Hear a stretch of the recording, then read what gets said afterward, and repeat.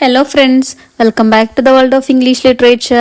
നമ്മൾ ഇന്ന് ഡിസ്കസ് ചെയ്യാൻ പോകുന്നത് ഇംതിയാസ് ദാക്കറിൻ്റെ എ സെഞ്ച്വറി ലേറ്റർ എന്ന പോയത്തിൻ്റെ സമ്മറിയാണ്. 1954 ഇംതിയാസ് ദാക്കർ ജനിക്കുന്നത്. ഒരു ഫേമസ് ആയിട്ടുള്ള ഒരു പോയിറ്റാണ്, ആർട്ടിസ്റ്റാണ്, അതുപോലെ തന്നെ ഫിലിം മേക്കറും കൂടിയാണ്. അവർക്ക് 2014 ക്വീൻസ് ഗോൾഡ് മെഡൽ ലഭിച്ചിട്ടുണ്ട്. അവരുടെ ഇംഗ്ലീഷ് പോയട്രിക്കാണ് ആ ഒരു മെഡൽ ലഭിച്ചത്. Post cards from God, I speak four double, the terrorist at my table, shadow reader തുടങ്ങിയവയൊക്കെ അവരുടെ ഫേമസ് ആയിട്ടുള്ള വർക്ക്സ് ആണ്. ബ്രിട്ടനിലെ കോളേജുകളിലെയും സ്കൂളുകളിലെയും ഒക്കെ പാഠ്യപദ്ധതികളിലും ഇവരുടെ ചില പോയംസ് ഉൾപ്പെടുത്തിയിട്ടുമുണ്ട്. ഇനി നമുക്ക് നേരെ സമ്മറിയിലോട്ട് പോകാം. ഈ ഒരു പോയത്തിൽ മെയിനായിട്ട് പറയുന്നത് ഈ ഒരു വേൾഡിൽ മുഴുവനായിട്ടും ഉള്ള പെൺകുട്ടികളുടെ പഠിക്കാൻ വേണ്ടിയിട്ടുള്ള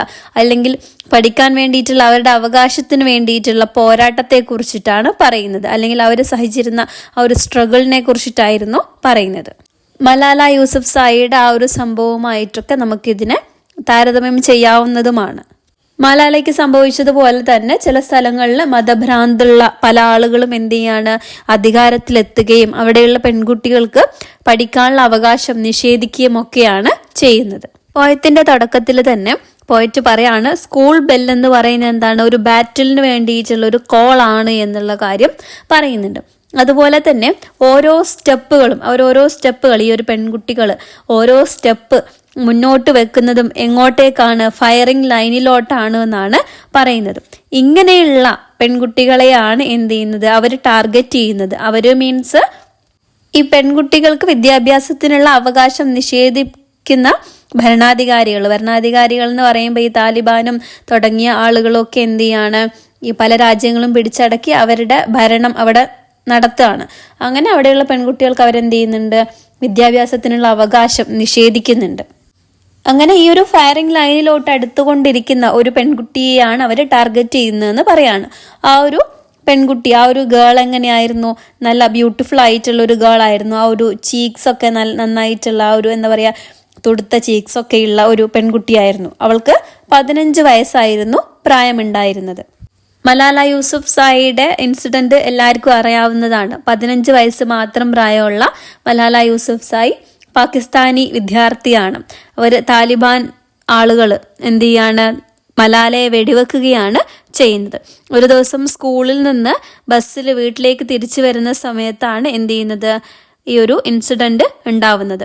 പാകിസ്ഥാനിലെ സ്വാറ്റ് വാലി എന്ന് പറയുന്ന സ്ഥലത്താണ് ഒക്ടോബർ 2012 ഈ ഒരു ഇൻസിഡന്റ് നടക്കുന്നത്. പിന്നീട് മലാലയ്ക്ക് നൊബേൽ പ്രൈസ് ഒക്കെ ലഭിക്കുന്നുണ്ട്. 2014 നൊബേൽ പ്രൈസ് ലഭിച്ചത്. പിന്നീട് പോയറ്റ് പറയാണ്, ഗൺമാൻ എന്ത് ചെയ്യുന്നുണ്ട്, ഈ ഒരു പെൺകുട്ടീനെ വളയുന്നുണ്ട് എന്നാണ് പറയുന്നുണ്ട്. എന്നിട്ട് എന്തും ചെയ്യുന്നുണ്ട്, അവളെ വെടിവെക്കുകയും ചെയ്യുന്നുണ്ട്. ആ കൂട്ടത്തിൽ ഒരു വെടിയുണ്ട എന്ത് ചെയ്യുന്നുണ്ട്, ഒരു ബുള്ളറ്റ് അവളുടെ തലയിലേക്കാണ് തുളച്ചു കയറുന്നത്.